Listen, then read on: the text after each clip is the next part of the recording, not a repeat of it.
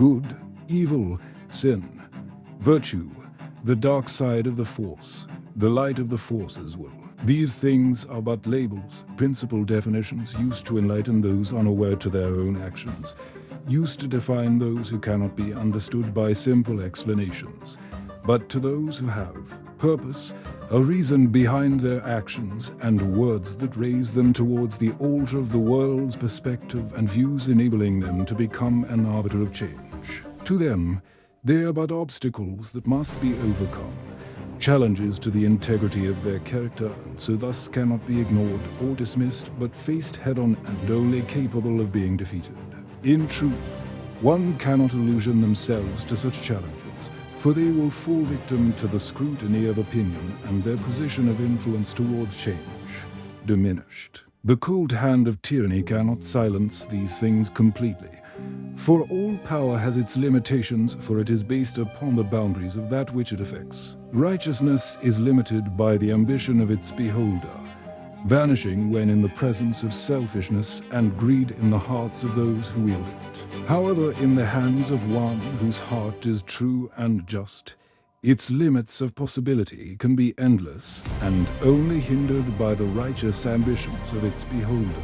Evil, on the other hand, is an aspect of change that can only truly be held by those without remorse, care or concern for the principal definitions of those round them or for the repercussions of their actions, so long as their ambitions and intentions are fulfilled. Evil is not a disregard for life itself, but for life round it. Its power is based within those who seek vengeance, retaliation, and harbor hatred within their hearts. Its concerns are only for its own self-preservation and consoles itself with the satisfaction of fulfilled desires, perpetuating its existence by avoiding acknowledging the truth of its own mistakes and justifying the chaos and disaster it has caused by blinding itself with satisfactions of its own desires. Its only limitations is set by the loss of its own purpose to be, and hindered by the truth that it denies itself from acknowledging. To defeat evil is to defeat its cause, not its reason. For all evil is based and born upon the events of suffering. To defeat evil you must first heal its cause, right the wrong that made it. Only then can evil truly see itself for what it truly is and give birth to a new ambition, a new desire towards self-satisfaction, forgiveness of oneself. Now, for someone to be capable of wielding both the aspect of good and evil from a mortal, human sense of perspective can only be made possible by reconciling their indifferences with those around them and rising as a force of evil with divine ambitions without desire for reward or fame or glory, but for the sake of simply doing what they see as right over what is wrong. To live like this and incorporate it as a habit and lifestyle would be to create a very dangerous and powerful source of unpredictable influence. He would need to live life and approach each obstacle and challenge individually without holding conviction against others for situations and challenges they have encountered before that. Only judging each person for who they are, not what they represent, for what they have done, not what they may be capable of doing. Holding conviction and suppressing an individual will not fix any problem, only perpetuate more problems. Holding conviction and judging a person for what they possibly could do, not by what they have done, ignoring the reasons behind what caused them to act the way they did, only allows the root of the problem to fester and build into an even greater force, eventually becoming something that cannot be stopped or reasoned with. I've seen the root of society's problem today. Something goes wrong and someone commits a crime that the police were unable to stop it from causing deaths, or even crimes that make the criminal look good, evading police and profiting from their crime. Even crimes that just make the criminal look cool.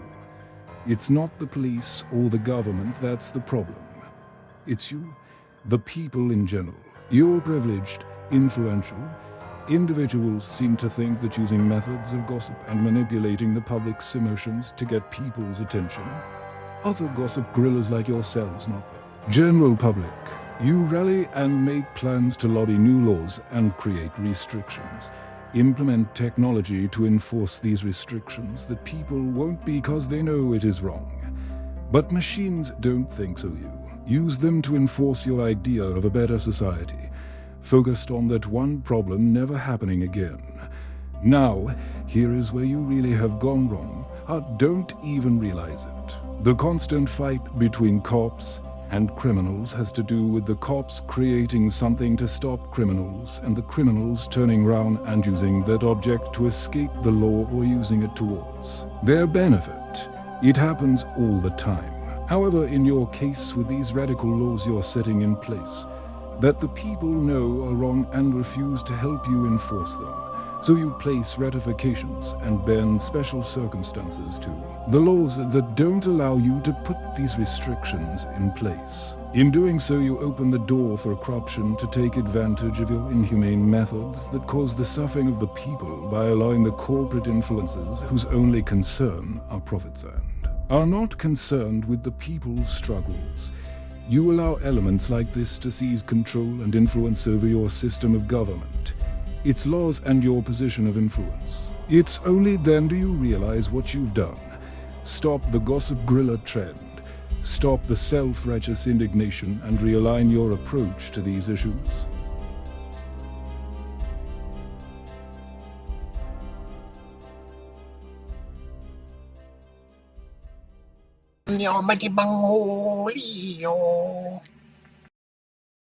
Titi kaka, titi kaka.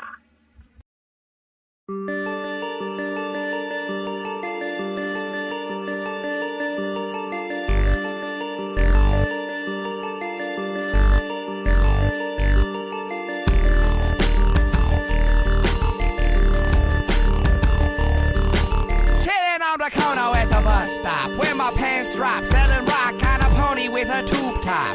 2 o'clock and a 40 in my tube sock. Show my cock to the cops, bumping Tupac. Hop up on the short bus with the quick thrust when my dick bust. Hit a cripple in the nuts, took his earmuffs. Now his life rough cause he can't hear stuff.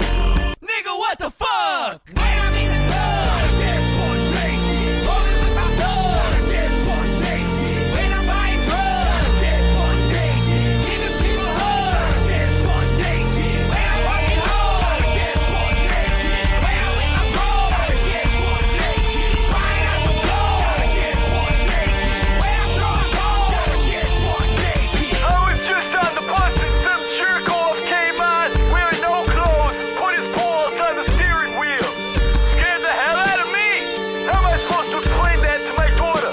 Like a gram of sauce on the couch, I'm dripping hot sauce in the mouth, cause I'm the sauce boss. Sticky, icky, can I get it quickie before I bounce out? I found 2 quarters in the couch, run about the house with me nuts straight bouncing. Tripped on my dick and I fell in the fountain. Tripped on my dick and I heard rocker shouting. Here come the cops, get the fuck out, kid. Chilling at the park with a sock on my coxie, playing hopscotch while the cops try to stop me. Ran up in a church to hide my erection. Dropped it in a bowl when they asked for collection. Ass against the wall at the AIDS fundraiser. Ain't wearing shit but a sequin blazer. I ain't leaving this bitch unless I'm getting fucking maced first. Rip a bitch with my dick, ass down, face first. When I go to school, gotta get born naked. Chillin' by the pool, gotta get born naked. Buy a pack of food, gotta get born naked. Breaking all the rules, gotta get born naked. When I graduate, gotta get born naked. When I masturbate, gotta get born naked. When I play hate, gotta get born naked. When I'm ice skate, gotta get born naked. Today in the West Bay area, police report seeing a young handsome man running around naked with no clothes on. WT fuck.